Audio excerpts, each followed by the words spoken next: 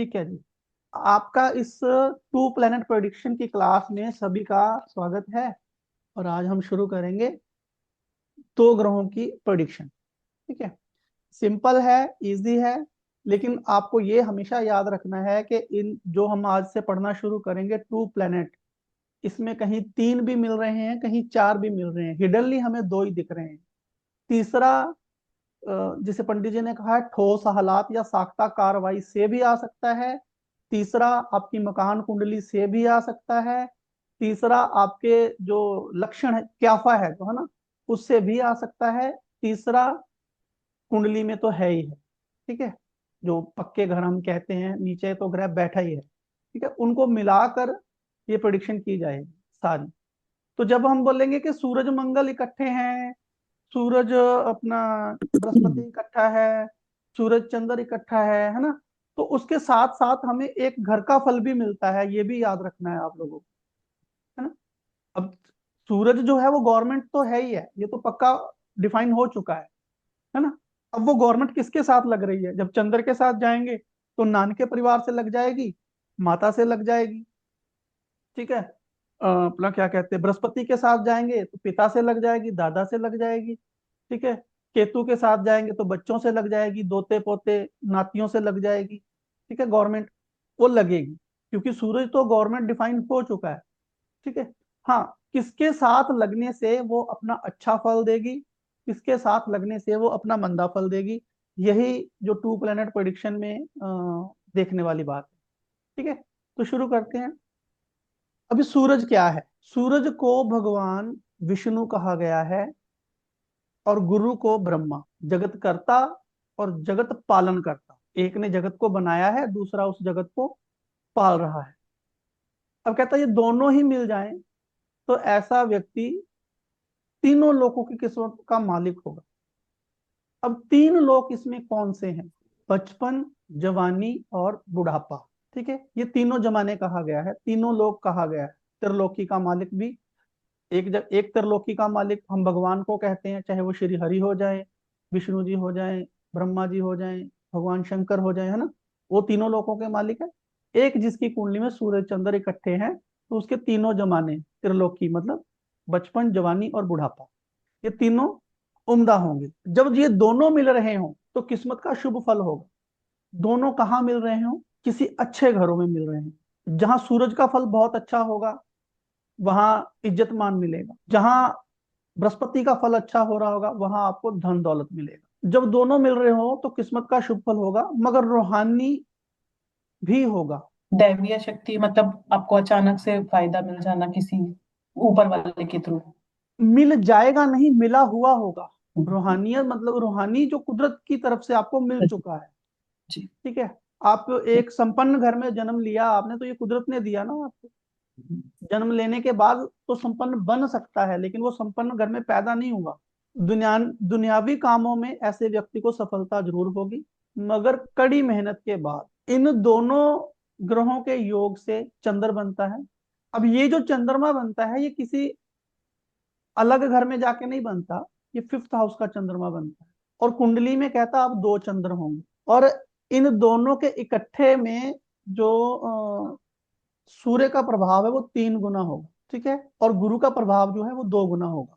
अब 2 गुना और 3 गुना, ये हम किसको बोलेंगे? अच्छा, ये भी आगे जाके बदल जाएगा। मैंने इसीलिए आपसे कहा था इसमें थोड़ी सी कंट्रोवर्सी होगी, उस पर हम बाद में बात करेंगे, 2-3 क्लासेस चलने के बाद। तो अगली क्लास में या उससे अगली क्लास में इस पे चर्चा करेंगे, क्योंकि ये चीजें जो हैं ये बदलती रहेंगी।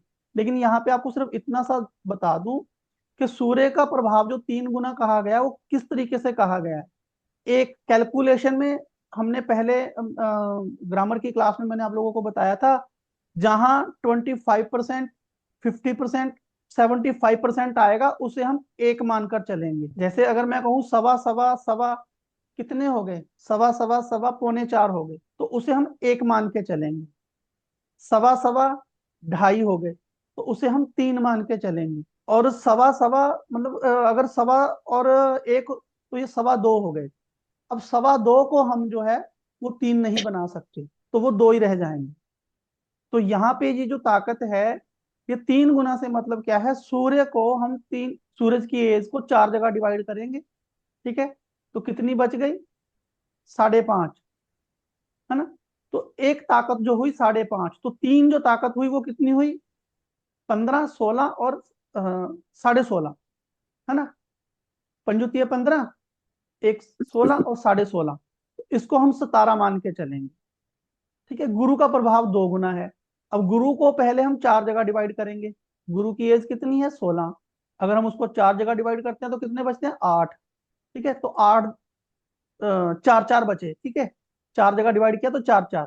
अब 4 को हम दुगना करेंगे तो बन गया 8।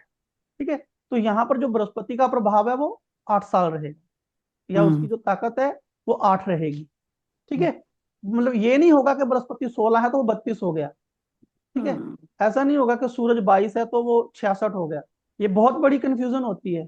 इसमें बदलाव कहां पर आएगा ये डिसाइड करने में, कि जो भी दो प्लेनेट बैठे हैं, अभी मैं बृहस्पति सूरज की बात नहीं कर रहा, किन्हीं दो प्लेनेट की, जो भी दो प्लेनेट बैठे हैं, कौन किसके अधीन है। ठीक है, जो जिसके अधीन होगा उसी तरीके से उसकी ताकत बदल जाएगी। ठीक है, जैसे मैं कह रहा हूं कि सूरज मान लीजिए 2 है और शुक्र मान लीजिए 1 है।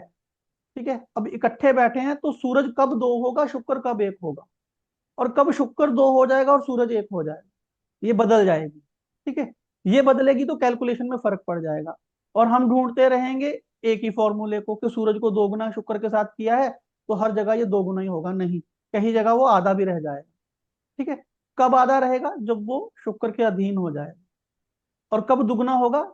जब शुक्र सूरज के अधीन होगा। Get it? जी। ठीक है, जब ये कैलकुलेशन की बारी जहां पहुंचेगी वहां हम इस कैलकुलेशन को करेंगे भी। ठीक है, जी। मगर पहले गुरु का फल मिलेगा, फिर सूर्य का शुरू होगा। ठीक है, अब ये किस चीज की तरफ इंडिकेशन करती है? ये चीज इंडिकेशन करती है कि प्लैनेट के सीक्वेंस में जो पहले आता है ना, उसकी जो चाल है वो पहले चलेगी। अगर आप ताकत में देखोगे तो सूरज पहले है।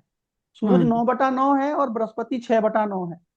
ठीक है, लेकिन यहाँ पे वो ताकत की बात नहीं कर रहे, यहाँ पे वो सीक्वेंस की बात कर रहे हैं। ठीक है, तो ये छोटे छोटे इंडिकेशन आपको नोट करते जाना है, ताकि आपको बाद में ये समझ में आए कि कौन किससे पहले चलेगा। ठीक है, तो अगर गुरु पहले चला, ठीक है, तो गुरु पहले ही खत्म होगा। ठीक, अगर मान जी। लीजिए बुध और गुरु इकट्ठे बैठे किसी तीसरे प्लेनेट को देख रहे हैं, फॉर एग्जाम्पल गुरु और बुध बैठे किसी तीसरे प्लेनेट को देख रहे हैं, और उसमें पंडित जी ने लिख दिया कि गुरु का फल पहले मिलेगा, तो तीसरे प्लेनेट को जिसको ये दोनों देख रहे हैं, अगर गुरु का अच्छा फल मिलना तो 8 साल में मिल जाएगा। ठीक हम्म है, और उसके बाद बुध उसको खराब करना शुरू कर देगा। अगर बुध फायदा देने वाला है तो फायदा देना शुरू कर देगा। अब हम्म। बृहस्पति का उसमें कोई इंटरफेयर नहीं रहेगा, और हम सोचेंगे ये बृहस्पति बुध और जो थर्ड प्लेनेट है तीनों को मिला के उपाय कर दे, नहीं होगा। ठीक है, आपको ये ध्यान में रखना होगा कि बृहस्पति है या निकल चुका है। अगर तो है फिर तो उपाय होगा। ठीक है, अगर निकल चुका है, अच्छा ये भी, इसमें भी आगे मैंने कहा ये देखने में आपको आसान लगेगी टू प्लेनेट प्रिडिक्शन की क्लास, लेकिन ये बहुत टफ हो जाएगी। ठीक है, अभी मान लो ये दोनों प्लेनेट किसी ऐसे घर में बैठे हैं जहां ये अपना फल दे सकते हैं, जैसे कि मान लो लगन में बैठे हैं ये दोनों प्लेनेट, हम्म बृहस्पति और बुध।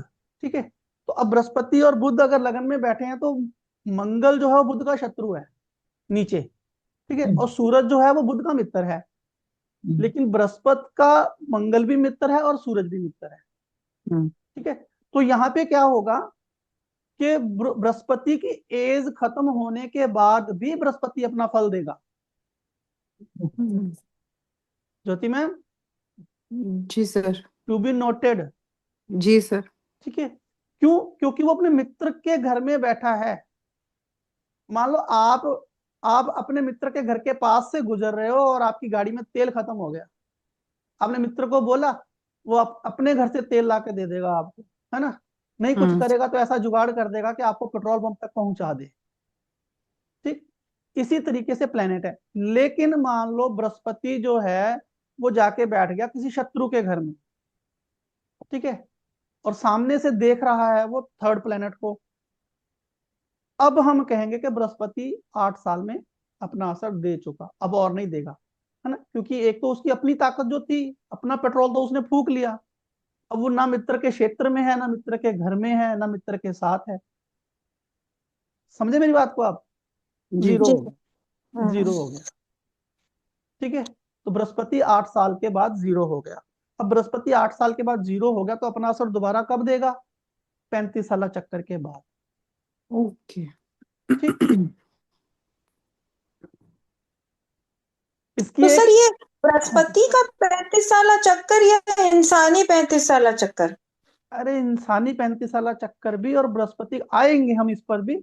बृहस्पति ठीक का है, ठीक है। 35 साल चक्कर भी और इंसानी 35 साल चक्कर भी। देखो एग्जाम्पल दे रहा हूं आपको, बृहस्पति खाना नंबर 7। हम्म। ठीक है, पंडित जी ने क्या कहा कि औलाद, देखो पहले 35 साल चक्कर में औलाद जो है 35 साल से पहले हो जानी चाहिए, तो समझ लो बृहस्पति खराब नहीं है।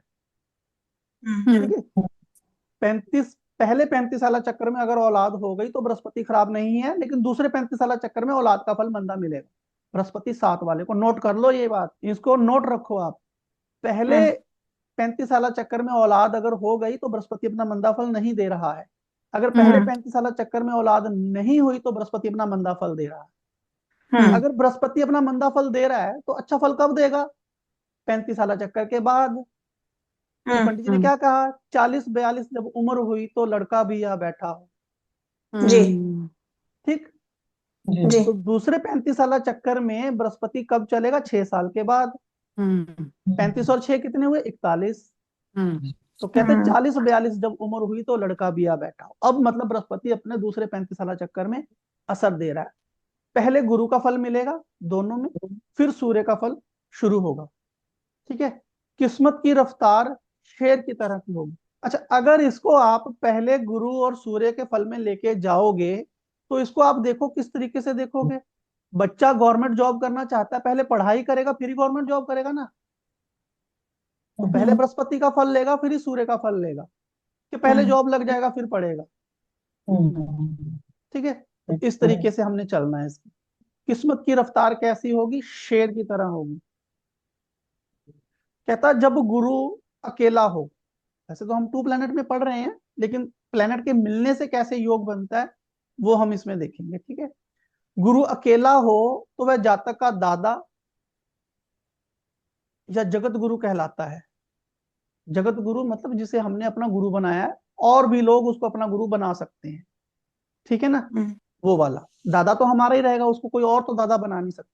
ठीक, लेकिन जो जगत गुरु है, जो हमारा गुरु है, वो किसी और का भी गुरु है। ठीक है, मगर सूर्य के साथ होने पर गुरु को जातक का पिता कहा गया। अच्छा। अब इसमें आपने जातक को खड़ा करना, इट सेल्फ खत्म हो गया। सुनीता जी, जी। इसमें हमने आप अपने आप को बीच में खड़ा किया है। एक तरफ हमने पुत्र को खड़ा कर दिया और एक तरफ पिता को खड़ा कर दिया। ठीक है, कहता सूर्य के साथ होने पर गुरु को जातक का पिता और सूर्य को जातक का पुत्र मानकर जातक की किस्मत में उसके पिता तथा पुत्र की किस्मत का असर जातक को सहायता करेगा। ये जो 2 कॉलम बने हुए हैं, जो जिसपे अभी हमने बात की थी 743 पे, ठीक है, ये इसी चीज को दर्शाते हैं कि बच्चे का असर बाप की कुंडली में कितना पड़ेगा। ठीक है, और बाप का असर बच्चे की कुंडली में कितना पड़ेगा। बीच में एक बंदा खड़ा है तीसरा, इस बात को ध्यान में रखना। नहीं आप पोते और दादा को जोड़ने लग जाओ, पोते और दादा की बात नहीं हो रही बीच में। ठीक है, मेरी, मेरे बेटे की और मेरे पिता की बात हो रही है, तब ये कंफ्यूजन दूर होगी। नहीं तो आप अपने आप को सूरज समझते रह जाओगे। ठीक है, हालांकि हो आप सूरज ही, जो बीच में तीसरा बंदा खड़ा है ना, वो सूरज ही है। ठीक है, लेकिन उसका पिता उसके लिए बृहस्पति हो जाएगा, और उसका पुत्र जो है कब होगा ये भी ध्यान देने वाली बात है, जब 3 पीढ़ियां होंगी। जब 3 पीढ़ियां नहीं है तो नहीं होगी। मतलब अगर बेटा ही नहीं है तो फिर ये रूल ही नहीं लगेगा, फिर सीधी ये सी रूल ही बात। नहीं लगेगा, या बेटा तो हाँ। है लेकिन पिता नहीं है, फिर भी ये रूल नहीं लगेगा। अच्छा। ओके, तीनों प्रेजेंट होना है। तीनों प्रेजेंट है। ठीक है, तो जातक का पुत्र मानकर जातक की किस्मत में उसके पिता तथा पुत्र की किस्मत का असर जातक को सहायता करे। यानी एक इसको ऐसे समझ लो आप कि आप बीच में न्यूट्रल हो, खाली हो, ठीक है। एक तरफ से आपको सूरज मदद देगा और एक तरफ से आपको पिता मदद देगा। या जातक की किस्मत उसके पिता व पुत्र को सहायता करेगी।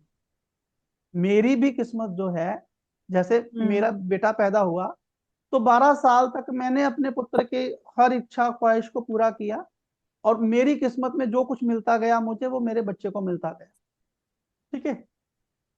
और ऐसे ही मेरे पिताजी बुजुर्ग हो गए हैं, ठीक। तो 70 साल के बाद मेरी किस्मत का असर मेरे पिताजी को मिलना शुरू हो गया। 70 साल के बाद, उससे पहले नहीं। पहले 12 साल तक मेरे पिताजी का असर मुझे मिला, ठीक। मैंने 12 साल तक अपने पुत्र को असर दिया। अब मेरा पुत्र 70 साल बाद मुझे असर देगा, और मैं अपने पिताजी को 70 साल बाद किस्मत में असर दूंगा। किस्मत में असर हो सकता है अलग होने से इनमें से कोई ग्रह मंदा हो। मतलब अलग होने से मतलब क्या है ना। एक चीज मैं थोड़ी सी आपको यहाँ पे और क्लियर कर दूं, हालांकि ये सारी बातें हम ग्रामर में कर चुके हुए हैं ना, फिर भी ये जो युति बोली गई है, इसका मतलब सिर्फ यही नहीं है कि वो दोनों मुश्तरका बैठे हैं तो ही है। ये दृष्टि से भी अगर मिल रहे हैं तो ये युति कायम मानी जाएगी, ठीक है। लेकिन ये मिल रहे हैं या नहीं, वो देखना हमारी कैपेबिलिटी है, हमारी क्षमता है वो, है ना। हम देख लें कि ये अच्छे तरीके से मिल रहे हैं कि नहीं मिल रहे हैं, ठीक। जैसे मान लो हम सूरज और बृहस्पति की बात कर रहे हैं, तो सूरज और बृहस्पति आमने सामने बैठे हैं, लेकिन बृहस्पति के घरों में राहु आ गया, ठीक। तो अब ये नहीं मिल रहे होंगे, ठीक है। सूरज के घर में शुक्र या बुध आ गया, तो अब ये नहीं मिल रहे होंगे। ओके, ये भी हमने डिसाइड करना है। सर नहीं मिल रहे मतलब ये युति ही नहीं फॉर्म करेंगे, बाकी एस्पेक्ट से अपना फल जो नेगेटिव है अपना वो कहाँ वो नेगेटिव पॉजिटिव करेंगे। जो इनके मिलने से एक अच्छा फल प्रेडिक्ट हो रहा था ना, वो नहीं होगा, वो नहीं हो। ठीक है। सर जैसे एग्जाम्पल, 8वें का सूरज हो, दूसरे का जुपिटर और लगन में राहु, तो फिर ये युति नहीं बनेगी, नहीं बनेगी, अच्छी वाली। हाँ अच्छी वाली नहीं बनेगी। हम्म 5वें में राहु आ जाए, या क्या कहते इसमें 2 5 9 11 12 में किसी एक का शत्रु आ जाए, है ना, तो ये युति अपना असर नहीं देगी। लेकिन इंडिविजुअल ये काम करेंगी, मगर साथ होने पर दोनों ग्रहों का नेक असर ही होगा। साथ कंबाइंड साथ हो जाए या दृष्टि से मिल जाए, लेकिन जब ये दृष्टि से मिले तो ये क्लियर सोल मिले, मतलब इनके दो, ये 2 5 9 11 12 में या 1 5 में शत्रु ना हो, तो ये अपना अच्छा असर देंगे। इसके साथ साथ मैं आपको और बता दूं, अगर ये युति इकट्ठी है या अलग अलग भी बैठी है, और क्या कहते हैं एस्पेक्ट से मिल रही है, दृष्टि से ये मिल रहे हैं, है ना, और ये प्रॉपर अपना असर नहीं दे पा रहे हैं, तो हमने क्या करना है, फॉर्मूला है हमारे पास। मैंने आपसे पहले भी कहा कि जो ग्रह मिले हुए हैं, दृष्टि में हैं, या कोई भी प्लेनेट अपना मिनिमम 50% योग बना रहे हैं, ठीक है, तो हम क्या कर सकते हैं, उस 50 को 100% हम बना सकते हैं, ठीक है। लेकिन हम 0 को 100% नहीं बना सकते। यानी कि हमें दिख रहा है कि सूर्य और बृहस्पति कंजक्ट हो रहे हैं, लेकिन किन्हीं ग्रहों की वजह से इनमें शत्रुता भाव आ गया है, ठीक है। यानी कि मिलने की गुंजाइश तो है, लेकिन वो किसी प्लेनेट की वजह से मिल नहीं पा रहे। अब हम अगर ये सोचे कि हम उस प्लेनेट का उपाय कर दें जिसकी वजह से ये मिल नहीं पा रहे, है ना, तो वो सेकेंडरी है, होगा, उसका भी उपाय होगा, लेकिन वो सेकेंडरी है। फर्स्ट क्या है, तो इसके लिए हमें क्या करना होगा, सूरज और बृहस्पति की कोई भी कंबाइंड वस्तु लेनी है, कोई भी।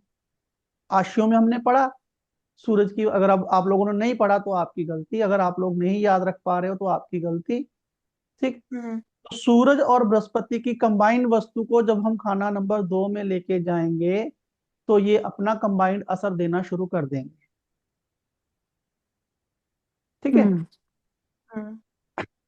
रूल नंबर 2, हमने अपने दिमाग से इस बात को निकालना है कि फल दो 11 अपना अपना धर्म मंदिर गुरुद्वारों में।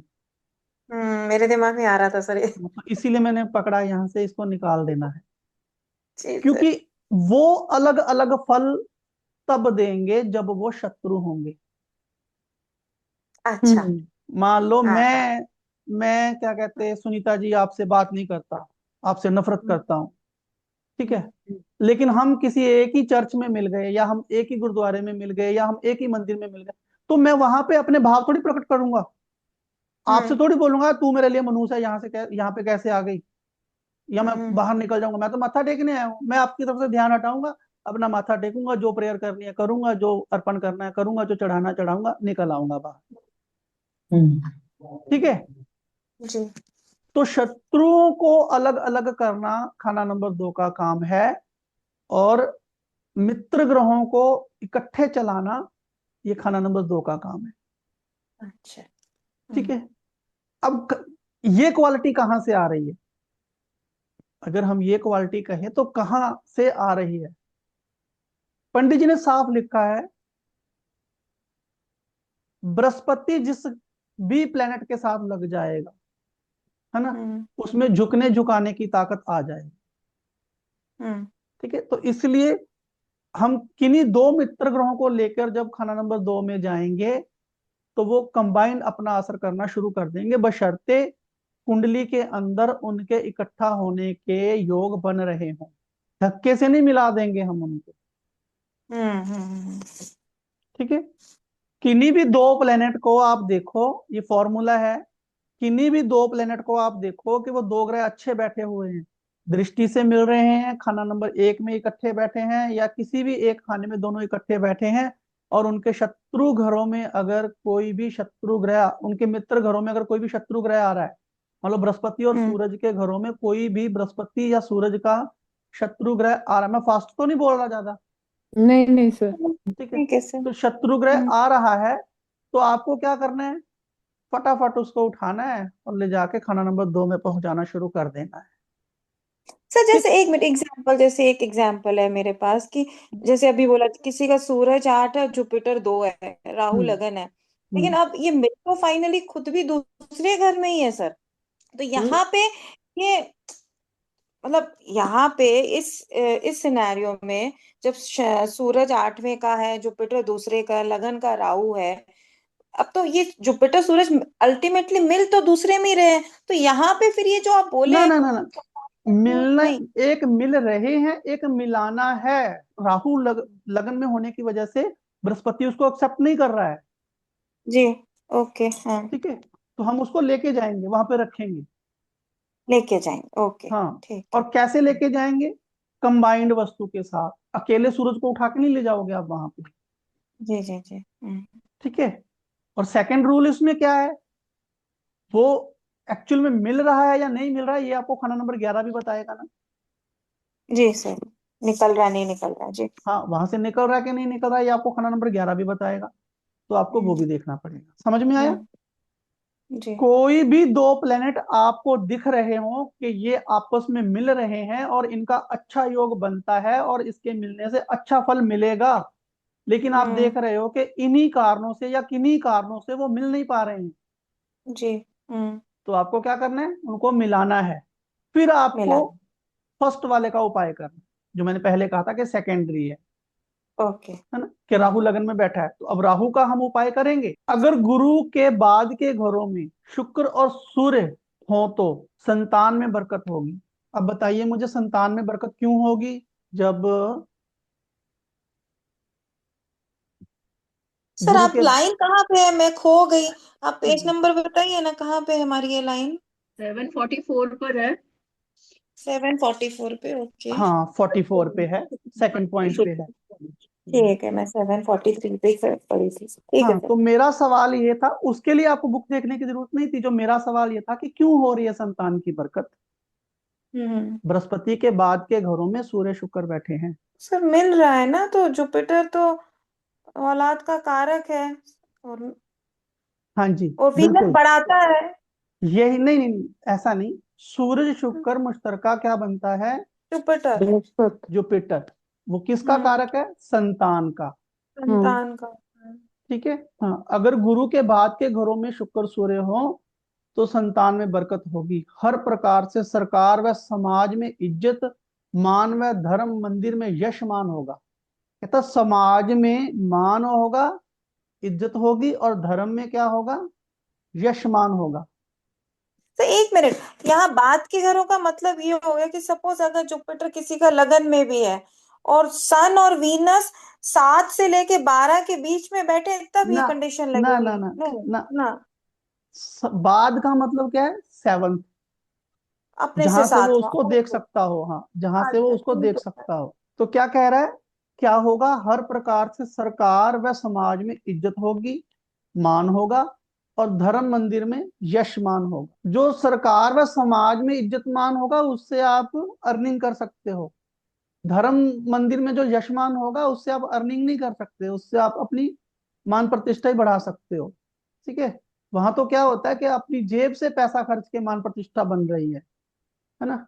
मंदिर के ट्रस्टी हो, हर महीने वहां 10-20 हजार दे रहे हो, हाँ, वहां हम्म, समय दे रहे हो जाके, तो मान बढ़ेगा आपका। जी जी जी, हाँ। सर अगर ये सर मसनवी क्रमों में तो हमने कहा था कि एक्चुअल में अगर इकट्ठे होंगे तो मसनवी ग्रह बनेगा। तो हाँ यहाँ जी, अगर शुक्र सामने है तो सूर्य शुक्र से कैसे मिल जाएगा? आपने पढ़ा मैंने क्या कहा? लाइन पढ़ी आपने? नहीं, ये लिखा ना शुक्र बाद के घरों में, इसका मतलब सूर्य और गुरु इकट्ठे हैं ना, और शुक्र नहीं सामने नहीं है। नहीं नहीं नहीं नहीं, जो मैंने बोला वो सुना आपने?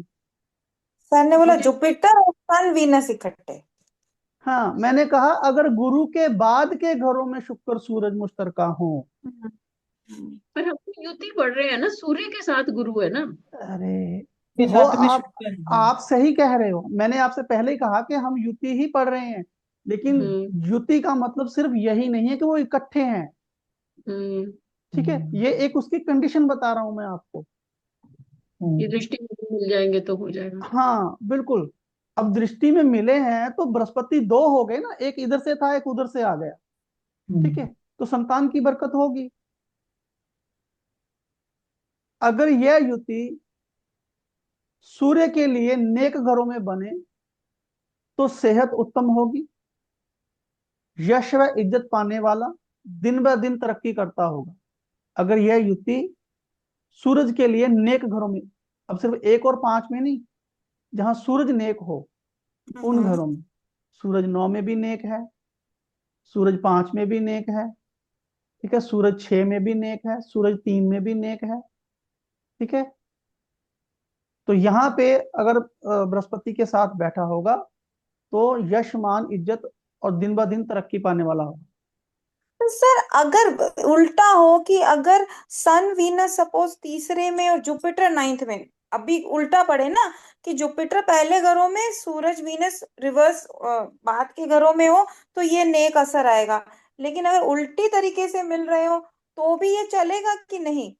नहीं चलेगा। अब क्या हो जाएगा? गलबा इश्क हो जाएगा। कल्पाश। देखो, जब शुक्र बृहस्पति, मेरी बात सुनो ना। एक जी। बृहस्पति के एक बुजुर्ग के मन में आया कि मैंने एक औरत को, जैसे वो थे ना, अपने क्या कहते हैं, गौतम बुद्ध, तो उन्होंने हम्म, जो वो थी, अ, मुझे नाम भूल गया, वो एक, वो थी वेश्या थी, उनके कोठे पे वो गए थे, गौतम बुद्ध, रूपाली कुछ ऐसे करके नाम था उनका। ठीक है ना। तो वो भी संत बन गई थी। ठीक। लेकिन अगर एक औरत के मन में आ जाए कि मैंने इस साधु को खराब करना है, हम्म, तो साधु अगर इश्क करने की तरफ चल पड़ा तो वो अच्छा हुआ कि बुरा हुआ? हाँ वो भी तो रूल है, वीनस जुपिटर को धूल उड़ाता है, करेक्ट, हाँ, वो तो रूल लग जाएगा। वो रूल लगेगा। रूल सारे याद रखने हैं, तो मैंने इसलिए कहा ना कि बृहस्पति जब शुक्र को देखेगा तो कुछ और होगा, शुक्र जब बृहस्पति को देखेगा तो कुछ और होगा, देखेगा तो कुछ गलबा और इश्क हो जाएगा। अब संतान की तो वहां बात ही नहीं है, वो कहता हर घर में संतान हो। कहता जिस होगा। गली से निकले आए आवाज अब्बा जान अब्बा जान, वो वाला काम हो जाएगा। जी सर। ठीक है। हम्म। इतना उल्टा पुल्टा मत किया करो। नहीं सर, ऐसे ही दिमाग में एक सवाल आ गया, आप हाँ नहीं बोलते ना ठीक क्यों। है, हाँ नहीं ठीक है। सूर्य सूर्य गुरु की चीजें रिश्तेदारों व कारोबार में तरक्की होगी। सूरज गुरु की चीजें जो हैं वो चाहे रिश्तेदारी में आ जाए, चाहे कारोबार में आ जाए। मान लो वो सूर्य गुरु की चीजों का व्यापार कर रहा है, ठीक है, या उसके जो रिश्तेदार हैं वो सूर्य गुरु वाले आ जाएं, तो कहता है ऐसे जातक को तरक्की मिलेगी। जब सूर्य गुरु दोनों देखते हो चंद्र को, जब सूर्य और गुरु दोनों देखते हो चंद्र को, तो चंद्र किसी भी स्थिति में हो, चंद्र बहुत खराब भी हो, है ना, तो भी कहते वो अपना शुभ फल देने लग जाएगा। पंडित जी ने लिखा है वहां पे। अगर हम इसकी कपलेट में जाएंगे ना, थोड़ा सा मैं एक लाइन बोल देता हूँ। कहता साथ साथी माता अंधी पिस्तान भरे दूध होती हो। मतलब कहता माता बेशक अंधी हो, लेकिन संतान के लिए तो उसके पिस्तान में दूध आ ही जाएगा ना। तो यहाँ पे वो चीज उन्होंने बोली है कि चंद्र अपना जो है अच्छा फल देगा। बेशक चंद्र किसी और योग से कितना ही मंदा हो रहा हो, वो नेक असर देगा ही देगा। तो ये आपके लिए दूसरा नियम क्या बन गया? चंद्र अलग घर में बैठा है, बृहस्पति अलग घर में बैठा है, या सूर्य अलग घर में बैठा है, जो चंद्र को देख रहा है, आपको चंद्र का अच्छा फल चाहिए, तो जिस घर में सूरज या बृहस्पति बैठा है, अगर बृहस्पति बैठा है तो वहां पर आप सूर्य और इसकी बृहस्पति की वस्तु पहुंचाइए।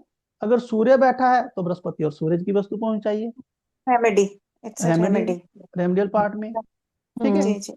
क्योंकि 50% योग बना है तो 50% आप बना सकते, 100% आप नहीं बना सकते। क्यों? चंद्र बैठा था जी, अब हम उसके 7th हाउस में हम सूरज और बृहस्पति को कायम कर दें, चंद्र का फल अच्छा हो जाए, ऐसा ना। नहीं। दूसरी बात ये भी देखना है उल्टा ना हो जाए। उल्टे से मतलब कि चंद्र ना इनको देख रहा हो, ये चंद्र को देख रहे हो, हम्म। उस घर में स्थापित करना है नीतियों में जिस इसका घर। दृष्टि का बहुत मैटर है, मैंने पढ़ा है। मतलब दृष्टि ऊपर नीचे होते ही पूरा खेल बिगड़ रहा है। अरे अगर दृष्टि नहीं होगी ना, तो ये हमारे दो हाथ हैं, एक ये मेरा राइट हैंड है, ये मेरा लेफ्ट हैंड है, तो ये तकदीर है। अगर ये जी। हाथ नहीं होगा तो ये तकदीर तकदीर ही रहेगी, तदबीर नहीं आई। हाँ। तदबीर नहीं आएगी। इस जी। तकदीर को बदलने की एक 1% का 100वां हिस्सा भी गुंजाइश नहीं होगी। तो हम्म। दृष्टियां क्या है? दृष्टियां रेमडीज हैं। दृष्टियां क्या है? दृष्टियां ग्रह को शक्ति बना देती हैं, हाँ, राइट। ठीक है। जी। दो बंदे हैं, दो बंदों में से अभी मान लो सामने दो बंदे बैठे हैं और उनके सामने से एक वस्तु चोरी हो गई, अभी जस्ट 1 सेकंड में, जी तो सर। श्योर है कि दोनों में से किसी एक ने उठाया जी। है ना। अब 3 बंदे बैठे हैं, तो तीनों एक दूसरे पे इल्जाम लगा रहे हैं, तो डिसाइड करना ही मुश्किल हो जाएगा। जी। जितनी ये गिनती बढ़ती जाएगी उतना शक बढ़ता जाएगा, और उस शक का फायदा उठाया जा सकता है। उस शक का फायदा पुलिस वाले क्या करते हैं, आपने देखा नहीं? दो बदमाशों को पकड़ते हैं, कभी इकट्ठे बिठाकर उसकी इंटेरोगेशन थोड़ी करते हैं। एक को दूसरे रूम में ले गए, एक को दूसरे टॉर्चर रूम में ले गए, और उसको बोल दिया उसने तो ये बयान कबूल कर लिया, और उसको बोल दिया उसने ये बयान कबूल कर लिया है। दोनों के अंदर शक डाल दिया, तो दोनों अपना सच उगल देते हैं। This is the formula. यही हमें इसमें लगाना है कि दृष्टि जो है उस ग्रह को शक्की बना देती है, उसको ठीक करने की गुंजाइश बना देती है, उसे ठीक करने के लिए हमें थोड़ा ऑप्शंस दे देती है। अगली कंडीशन है सरकार से संबंध नेक कामयाबी व तरक्की किसी दूसरे के द्वारा होगी। सूरज और बृहस्पति इकट्ठे बैठे होने के समय आपको कोई ना कोई थर्ड पर्सन ऐसा मिल जाएगा जो आपको सरकारी कॉन्ट्रैक्ट दिला दे। तो इस तरीके से दूसरों की हेल्प से ये बढ़ जाएगा। अगर सूरज खुद नहीं है, मतलब अगर सरकारी नौकरी इसके पास नहीं है, परिवार में नहीं है ना, तो किसी ना किसी की सहायता से बढ़ जाएगा। तो इस तरीके से भी उनको सहायता मिलती है। अगर हमें ये पता चल जाए कि इनके घर में नहीं है कोई सरकारी बंदा, तो हम कहेंगे इस बच्चे के फ्यूचर के लिए आप किसी ना किसी सरकारी व्यक्ति से सांठगांठ बनाओ, है ना। देखो पहली तो ये हो गई कि सांठगांठ बनाओ, अगर नहीं बनती दूसरी ऑप्शन हमारे पास क्या है? इसकी शादी उस घर में करो जहां पे लड़की के पिताजी या लड़की के दादा या लड़की माँ, लड़की का भाई कोई ना कोई सरकारी नौकरी करता हो, तो इसका फ्यूचर वहां से जाके। ये मैं क्यों बोल रहा हूँ, आप जब मिसाल कुंडलियों में जाकर देखोगे ना, तो उन पंडित जी ने लिखा है वहां पे कहाँ इसकी शादी होनी थी और कहाँ इसका भाग्य जागना था, लिखा हुआ मिसाल कुंडली में। पढ़ना आप जाके, आपको पता लग जाएगा। ओके, सरकार से संबंध नेक कामयाबी व तरक्की किसी दूसरे के द्वारा होगी। किस्मत के लिए मेहनत करनी ही पड़ेगी, जैसे मैंने अभी कहा, ये इसी सही तरीके बात से। है गुरुजी। मेरे बेटे के सूर्य गुरु 10th हाउस में है और चंद्र लगन में है। और हाँ जब उसके सैनिक स्कूल का टेस्ट देना था तो मेरे हाँ हस्बैंड के एक फ्रेंड थे, वो उनको मिले और उन्होंने बोला कि मैं थोड़ी हेल्प कर दूंगा वहां से, कुछ जो है वो इम्पोर्टेंट क्वेश्चंस मैं निकलवा के दे दूंगा। तो हाँ उन्होंने निकलवा के दिया था। बेटे ने मेहनत तो की, आज लेफ्टिनेंट कमांडर है, मगर हेलो। उस टाइम पे जो मेहनत मतलब जो मिल गया वो आज मैं आपको बता रही बस बस ऐसे ही है, मिलेगा। मैंने कहा ना, किताब में लिखा, पंडित जी ने स्टार्टिंग में लिख दिया, हम पंडित जी की लिखी बात को वैल्यू नहीं दे रहे। पंडित जी ने हूँ। क्या लिखा है जुनेजा जी, कि मैं इस किताब में वही बातें लिख रहा हूं जो शदीद खून से लिखने लायक है। अब जो जी पंडित सर। जी खून से लाइनें लिख रहे हैं, हम उसे कैसे इग्नोर कर दें? सही जी बात। सर।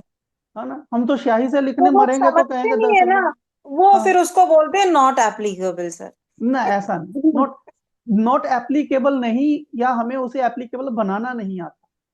जी सर। हर चीज का टाइम पे। और हम पता क्या सोचते हैं, हम फेल क्यों होते हैं? मैं उसका आपको बहुत बड़ा रीजन बताता हूं आज। हम फेल क्यों होते हैं, जिसके लिए पंडित जी ने सबसे पहले मनाही की है। किस लिए? कि मेरी कुंडली में ऐसा है, मेरी कुंडली में वैसा है, मेरी कुंडली में ये था, मेरी कुंडली में वो जी था। नहीं देखनी है। ये सबसे बड़ी रुकावट। अगर हम्म। आपके साथ नहीं हुआ तो आप सोचोगे ये किसी के साथ नहीं होगा। अगर आपके हम्म। साथ हुआ तो आप सोचोगे ये सबके साथ होगा। समझ गए ना, वो इतना की हम्म। बना के चलते हैं कुंडली को, बस दैट्स इट। चंद्र कायम हो तो यात्राओं से धन बढ़ेगा और बरकत होगी।